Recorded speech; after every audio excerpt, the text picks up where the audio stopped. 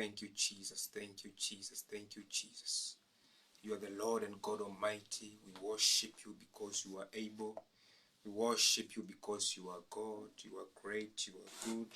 Your mercies are forever and ever. Wewe ni Mungu mwaminifu. Wewe ni Mungu usiyeshindwa. Wewe ni Mungu usiyebadilika. Wewe ni Mungu unayetupenda. Wewe ni Mungu unayetujali.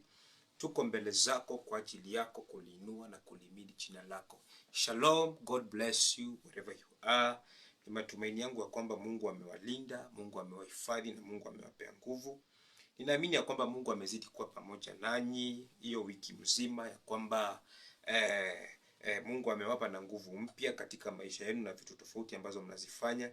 Nami hivyo pia niko salama, na shukuru Mungu kabisa kwa uwezo wake na ulinzi wake juu ya maisha yangu, na haswa kunisaidia kuja mbele yenu siku ya leo kuleta neno lake. Na ni matumaini yangu ya kwamba tutaenda kubarikiwa sote, na tutaenda kumuona yeye katika maisha yetu akijitukuza na akitupea nguvu zaidi na zaidi ya kuendelea mbele. Wacha tuanze na maombi. Baba, katika jina la Yesu Kristo, tunakushukuru, tunakuabudu, tunakuinua usiku wa leo. Asante kwa fursa na nafasi hii ambayo umetupa ya kuja mbele zako kusikia kutoka kwako. Naomba Bwana, achilia Roho wako Mtakatifu kwa ajili ya kukuelewa tunapokusikia, na kwa ajili ya kulishika na kulipenda na kukaa kulingana neno lako. Asante maana ni Mungu mwaminifu, tunakupenda, tunakuinua, na ni katika jina la Yesu Kristo tumeomba na kuamini. Amen. God bless you so much wherever you are. I thank the Lord because of you, your following, your likes, your views, anything which you do. I pray that God is going to reward you and that God is going to help you. My names are, as you can see there, and I come to you live to share the word of God for the glory and honor of His name. Today's message is entitled, Trust in God. Trust in God, ama imani ndani ya Mungu. Acha nianze na kusema ya kwamba katika majira haya ambayo tunayoishi, watu wanataka kufuata, ama wanataka kufuata yule ambaye ako na uwezo wa kuwapa matokeo ya haraka ama majibu ya haraka. Now the reason for why I have brought this message is not only because God there is something which is going to do immediately, but because there is something which God has promised to do to them, those who are giving their lives to Him. So this word trust, a lot of people doesn't understand what it means. And some of the people who even want to understand it more, they don't want to know the implications or what it is required when you give yourself to trust in God. Because let me start by defining what is trust. Trust, firm belief in the reliability of truth.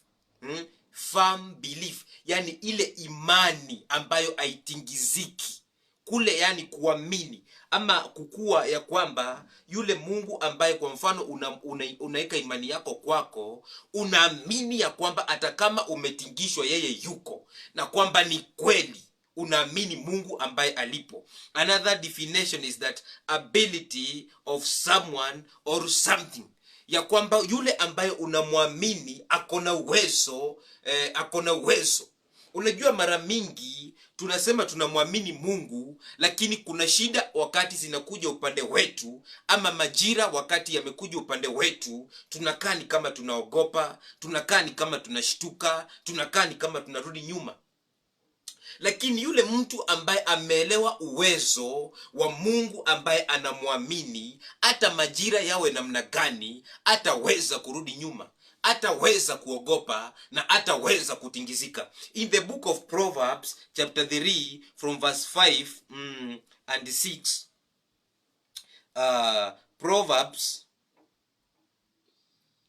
chapter 3 from verse 5 and 6, trust in the Lord with all your heart. Unasikia venye Biblia inatuambia tumwamini Mungu, ama tuweke imani yetu ndani ya Mungu na mioyo yetu yote. So inamaanisha kwamba mtu akona uwezo wa kumwamini Mungu, lakini sio kwa moyo wake wote. do not depend on your own understanding. Mtu ambaye anamwamini Mungu na hajamwamini na moyo wake wote ni mtu ambaye bado anategemea hekima yake, ama anategemea kile ambacho anakijua. Seek his will in all you do, and he will direct your paths. It's not part of what we do you're supposed to seek his will, but you're supposed to seek the will of God in all what we do, because that is the only thing that shows that we put all our trust unto him. So Biblia hapa inatufungua macho na kutuambia kwamba ni vizuri kuelewa ya kwamba wakati tunamwamini Mungu, mtu akona uwezo wa kumwamini Mungu lakini asimwamini kwa moyo wake wote. Na kwamba mtu anaweza kataa kumwamini Mungu kwa moyo wake wote kwa sababu ya yale mambo ambayo yeye mwenyewe anayafahamu. Lakini wakati tunatafuta mapenzi yake, yeye ndiposa akaweze kutuonyesha ama kutuelekeza katika njia zetu. Hiyo haiwezi kufanyika kama hatujampea mioyo yetu kikamilifu. So lazima tuelewe that when we go to God to trust in him, we should understand that God is expecting us to trust in him with all our hearts, and that we are not depending on our own understanding. Ndiyo, kusoma ni mzuri, kukuwa na experience ni mzuri, kukuwa na hekima ni mzuri, lakini wakati tunaenda mbele za Bwana kumtegemea, tunafaa kumuonesha ya kwamba Bwana, hii imani ambayo nimeiweka mbele zako, mimi sitegemei masomo yangu, sitegemei connections, sitegemei marafiki, na sitegemei kile ambacho niko nacho, ya kwamba nimeuleta moyo wangu wote kwako wewe Bwana, ukanisaidie. Also the Bible says in the book of Psalms 125 verse 1 and 2, we see also how the servant of God here, the psalmist, is helping us to is opening our eyes. Psalms 125 verse 1 and 2, the Bible says, those who trust in the Lord are as secure as Mount Zion. They will not be defeated, but will endure forever. So here on earth there are defeats. Kuna vita hapa duniani na kuna kushinda na kushindwa, lakini Biblia inatuambia kwamba wanaomtegemea Bwana ni kama mlima Zayoni, hawatatingizika. Kwa nini? Kwa sababu wanamtegemea Mungu. Verse 2, just as the mountains surround and protect Jerusalem, so the Lord surrounds and protects his people both now and forever. So here we are given an assurance that when we are trusting the Lord, we are protected, we are surrounded, and God is not only looking to us, ama Mungu atuangalii kama watu tu hivi hivi, ya kwamba Mungu anatuangalia kama watu ambao ni wapendwa wake, watu ambao amewachagua, watu ambao anawajali, watu ambao anawapenda, na kile ambacho unakijali na kukipenda lazima utakitunza wakati wote. So hivyo ndivyo tulivyo katika macho ya Mungu wale ambao tunaomwamini. So trusting in God we must come to a point whereby we have an assurance that the God we are trusting in is watching, is protecting, and he is there with us. In the book of Romans chapter 8 from 31 to 39, we see here also tunafunzwa pia mambo ambayo yanaweza yakatutenganisha na Mungu, na ni kitu gani ambacho tunafaa kukiangalia zaidi hata hayo mambo wakati yamekuja. What can we say about such wonderful things as this? If God is for us, who can ever be against us? Tumeona Biblia ikituambia kwamba in the book of Psalms 125 that God is protecting them, those who trust in him.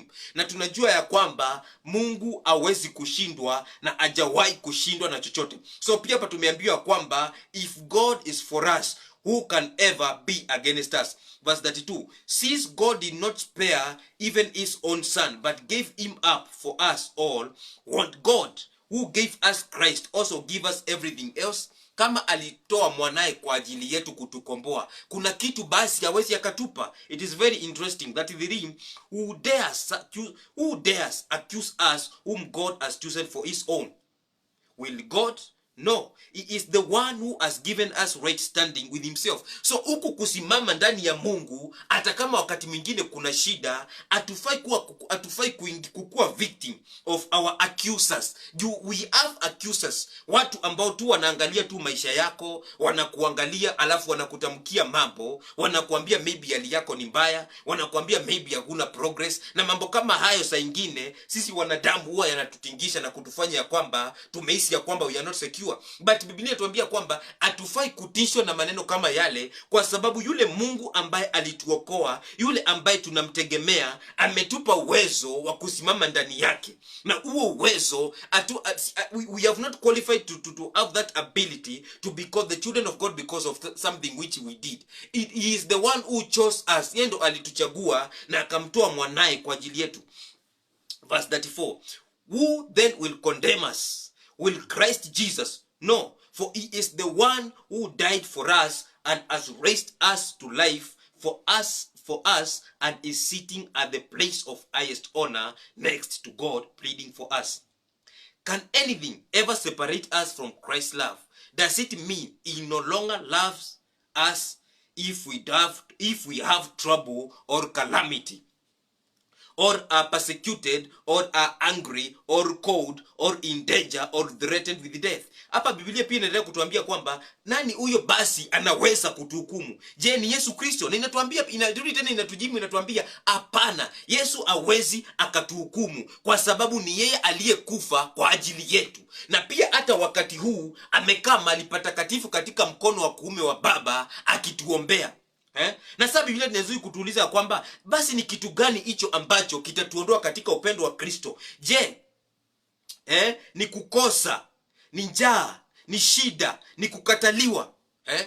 Haya mambo yote yanaweza kuja katika maisha ya mwanadamu, na wakati mwingine inakuanga ni kama tu kujaribiwa. Ndo Mungu hata aone, je, unamlinganisha na nini? Lakini mtu ambaye akona uwezo wa kuelewa ya kwamba if God is for me, there is no one who can succeed against me. He says that I will stand even if the situation is saying otherwise. I will keep on moving even if it seems like if I am weak, that I am strong in the Lord.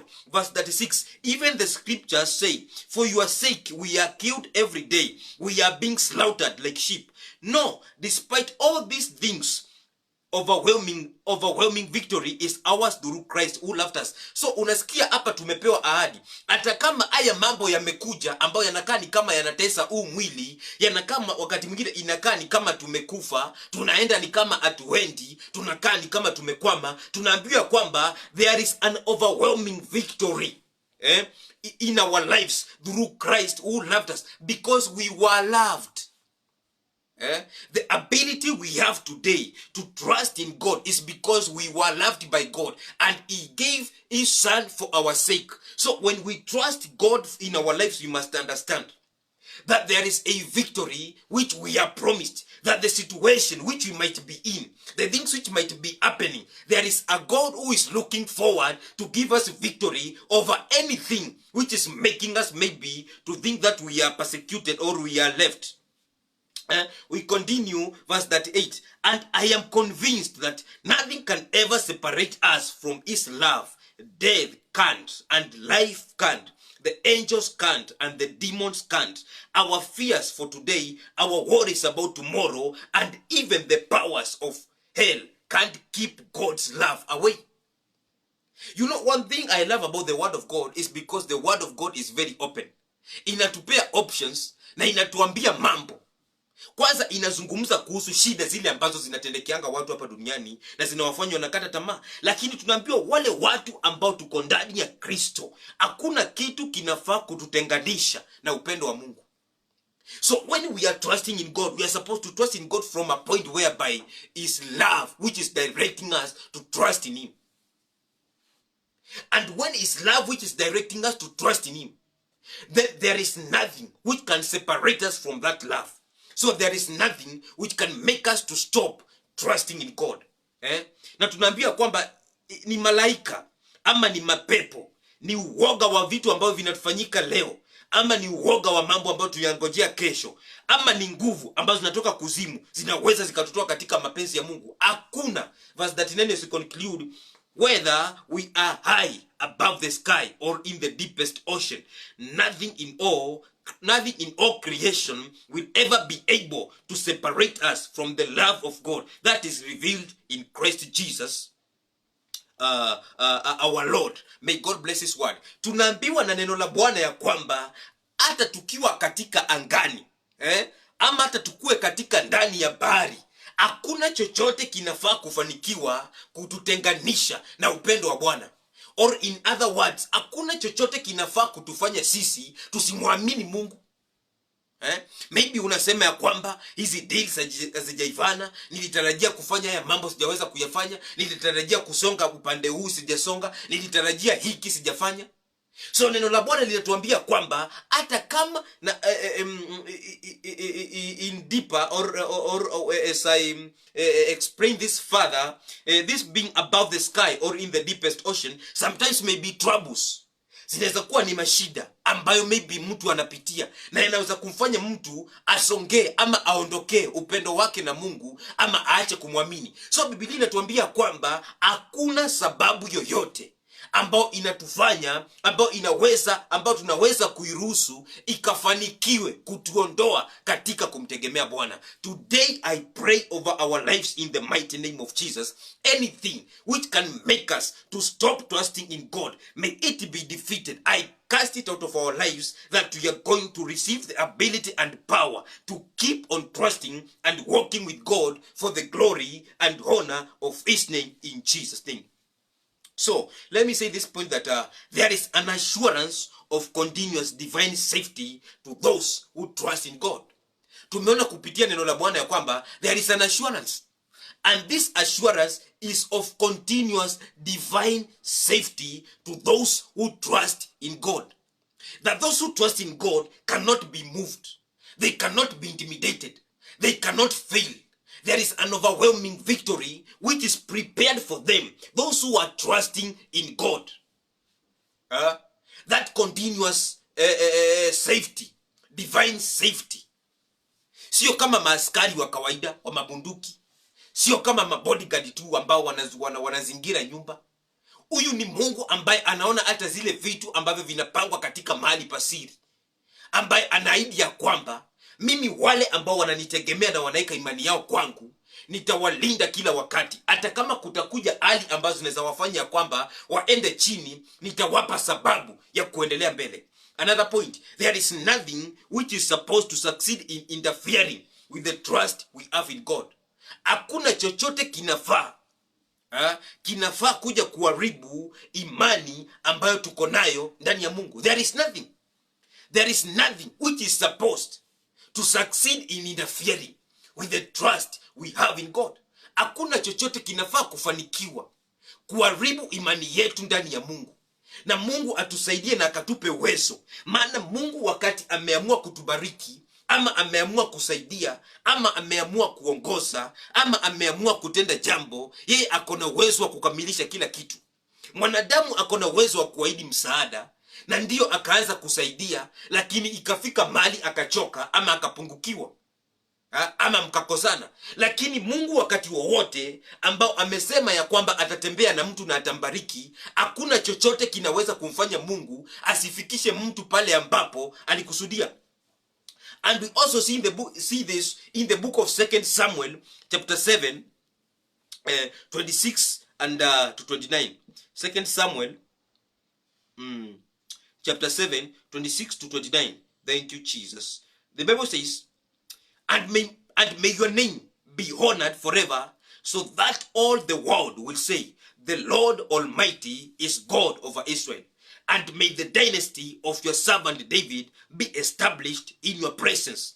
O Lord Almighty, God of Israel, I have been bold enough to pray this prayer because you have revealed that you will build a house for me, an eternal dynasty. For you are God, O sovereign Lord. Your words are truth, and you have promised these good things to me, your servant. And now may it please you to bless me and my family, so that our dynasty may continue forever before you. For when you grant a blessing to your servant, O sovereign Lord, it is an eternal blessing. Huyu ni Mungu anambariki Daudi na anamwambia kwamba kizazi chako kitakuwa kimebarikiwa, na ndio maana Biblia inaita dynasty, ya kwamba kizazi chake kitakuwa kizazi cha ufalme, ya kwamba ataondoa ufalme katika nyumba ya Daudi. Na Daudi Mungu alimuinua kutoka katika kulisha kondoo, mtu ambaye alikuwa ako despised hata na baba yake, mtu ambaye hata mandugu zake walikuwa wanamdespise, na Mungu akamuinua kutoka kiwango kwenda kile kingine. Ndio maana nimesema ya kwamba there is continuous support to them those who trust in the Lord. There is nothing which can interfere with what the Lord has said concerning our lives. We may pass through valleys, we may go through mountains, we may have ups and downs, but if we have the ability or the Spirit of God in us, which helps us to understand the one who said is faithful, then we see the reason for us to keep on trusting in him. So Daudi hapa anamwambia Mungu, wakati unanibariki, wakati unainua nyumba yangu na kuifanya watoto wangu wawe wakubwa, wacha jina lako likaweze kutukuzwa.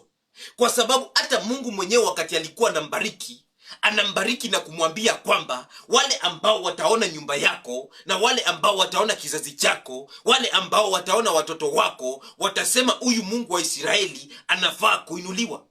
So wakati wote ambao tunamtegemea Mungu, Mungu aoni tu ile hali ambayo tunaipitia kwa sasa. Mungu aoni tu yale mashida ambayo tunayapitia. Mungu kile ambacho anaangalia ni kwamba tuzidi kuweka imani yetu kwake, atutengeneze, tuanze safari na yeye, ndiposa akaweze kuwekeza ukuu katika maisha yetu, ukuu ambao utaweza kumletea utukufu milele na milele. So God is able, and there is that continuous support, continuous security, that when we trust in him, we may pass through hardships, but God is faithful. He will help us to stand always, because he is a mighty God. Because that which God himself has said, he is able to fulfill it. There is no power which can succeed against God. There is no counsel which can succeed against God. The people who God has said that I have blessed them, they are blessed. So that's why we are supposed to see it as an important thing when we are trusting in God. In the book of Isaiah 25 verse 8 and 9. Oh my God. Isaiah 25 verse 8 and 9. He will swallow up death forever. The sovereign Lord will wipe away all tears. Unasikia another assurity. Kuna assurance zingine hapa tunaambiwa kwamba kile kifo, unajua kifo akimaanishi tu mtu kukufa. Mara mingi sio mtu kukufa tu. Wakati Biblia inazungumzia kifo, haimaanishi tu kifo mtu kukufa tu na kuzikwa kaburini, hapana. Saa nyingine inamaanisha kwamba kuna mtu anaweza kuwa anaishi na maono yake inakaa ni kama imekufa, ndoa inakaa ni kama imekufa, biashara inakaa ni kama imekufa, anakaa ni kama ana tumaini. Lakini natuambia kwamba he will swallow up death forever, the sovereign Lord will wipe away all tears. Ayo machozi ambayo kila wakati unayatoa kwa sababu ya ndoa, kwa sababu ya biashara, kwa sababu ya maono yako, Mungu anasema ya kwamba nitakuja kuyapanguza. He will remove forever all insults and mockery against his land and people.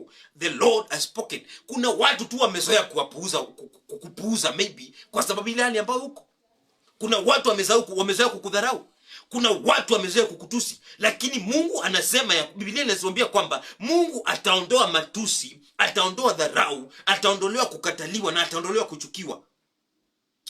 In that day the Lord will proclaim, this is our God, we trusted.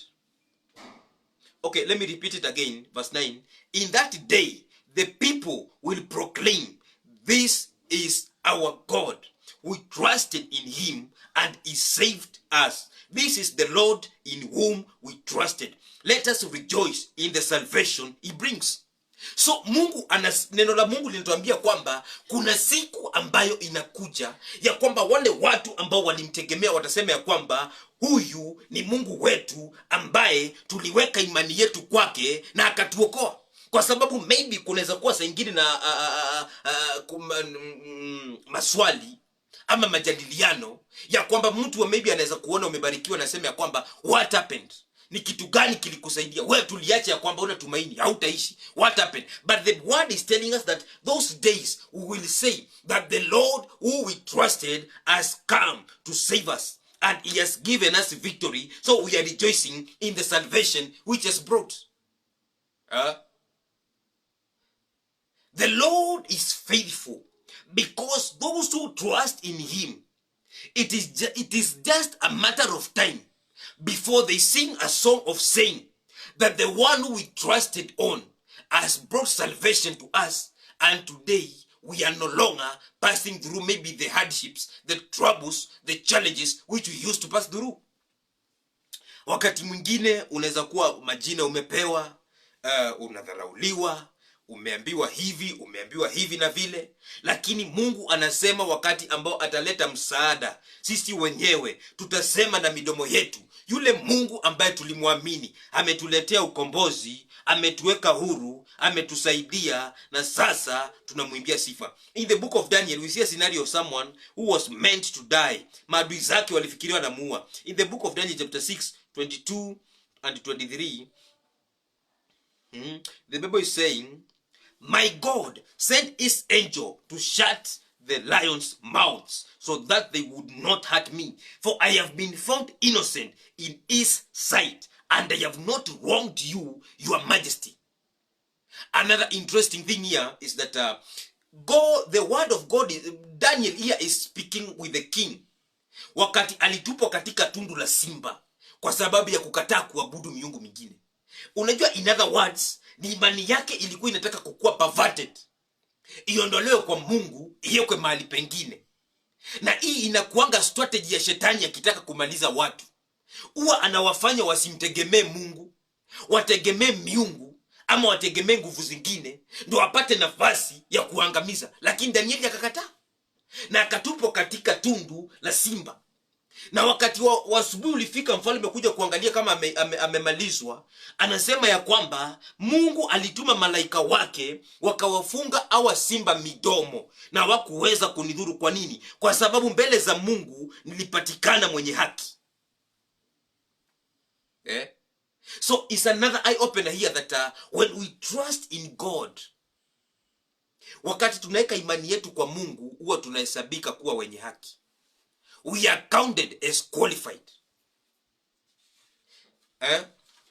Verse 23, the king was overjoyed and ordered that Daniel be lifted from the den. Not a scratch was found on him, because he had trusted in his God.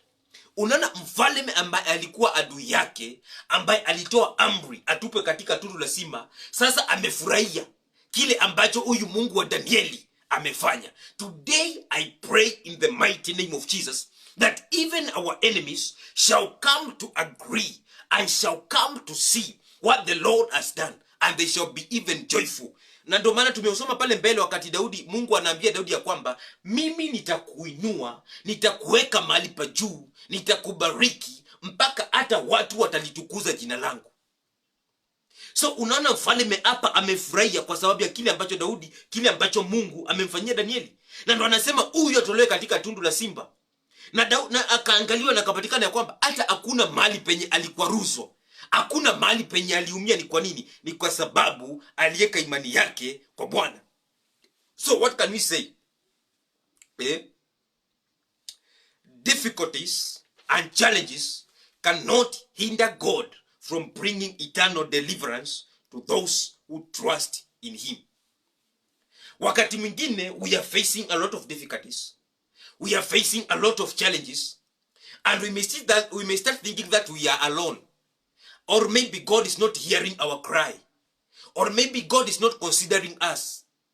But through the word of God here we see that Daniel trusted in God, and it came to a point whereby he was thrown in the lion's den.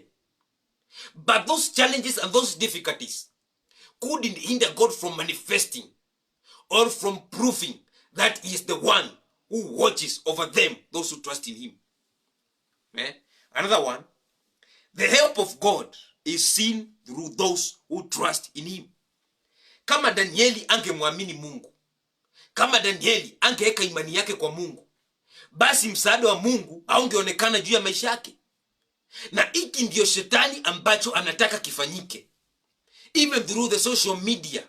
Ndio maana anapost bad reports, anapost negative reports, anasukuma ama anasupport yale mambo ambayo yataonyesha ya kwamba Mungu ana uwezo wa kuwasaidia watu.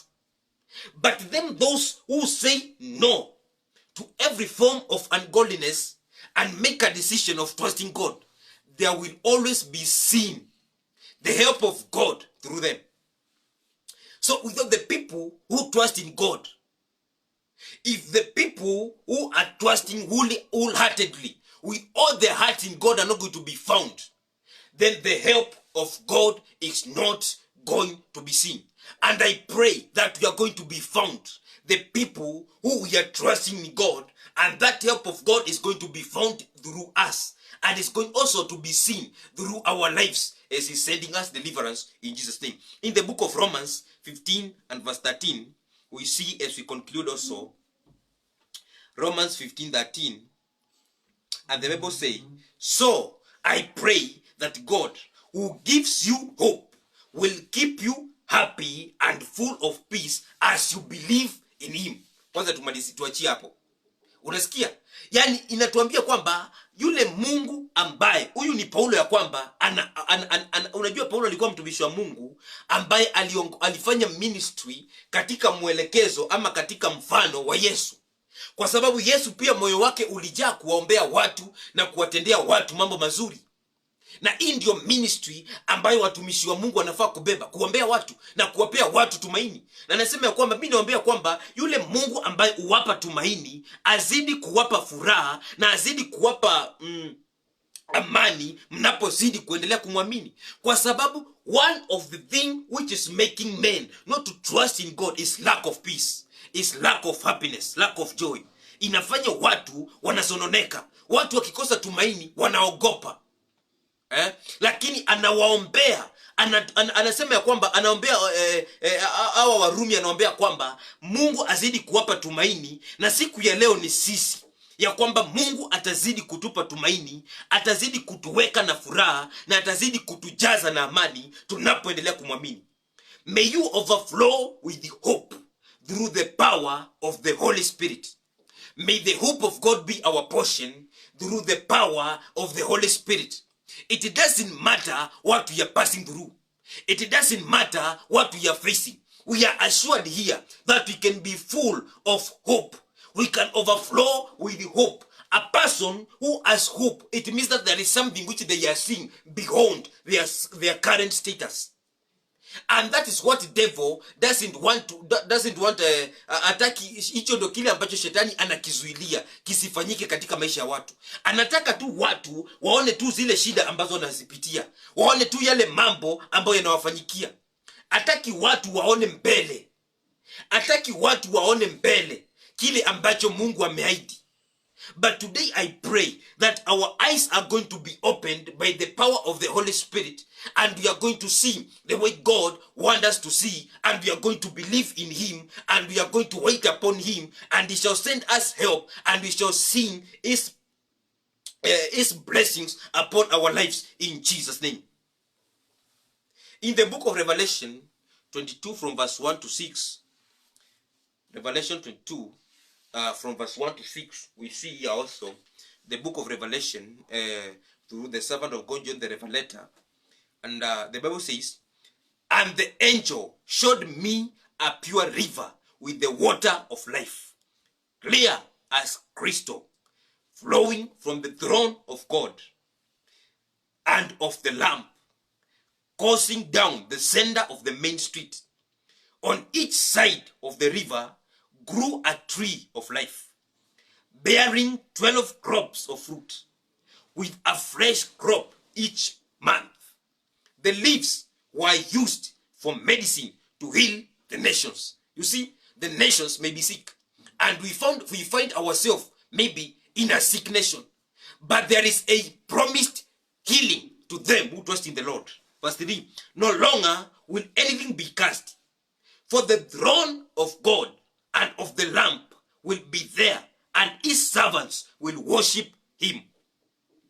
and they will see his face, and his name will be written on their foreheads. And there will be no night there, no need for lamps or sun, for the Lord God will shine on them, and they will reign forever and ever. Then the angel said to me, these words are trustworthy and true. The Lord God, who tells his prophets what the future holds, has sent his angel to tell you what will happen soon. Today I stand here by the grace of God as his servant to decree and to declare that the words of God which I have spoken are trustworthy, and that God who sent his prophets, because of who reveals to his prophets what will happen in the future, and he sent them to his people to give them hope, to keep on waiting. Today I stand here by the grace of God with all humility as his prophets, and I declare that the help of God shall come. You shall sing a new song. You shall walk in the blessings of the Lord in the land of the living. You shall face, or you shall walk in deliverance, because the one who has promised is trustworthy. He can be trusted. His word has been proven, and it was found to be yes and amen. That which he has said is able to fulfill it. So may God help us tonight in the mighty name of Jesus to believe in his word. Remember that this word said that believe in the word of God and in his prophets, and you shall succeed. So today the word of God also has told us that the words of God are trustworthy and true. The Lord God, who tells his prophets what the future holds, has sent his angel to tell you what will happen soon. So it doesn't matter what is happening.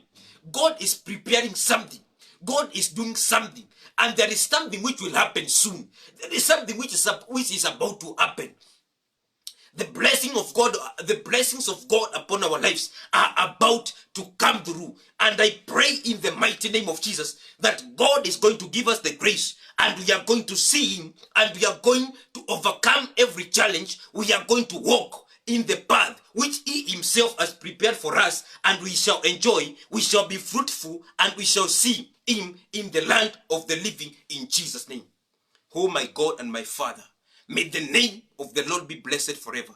Father, I thank you for your presence. Thank you for your power. Thank you for your spirit.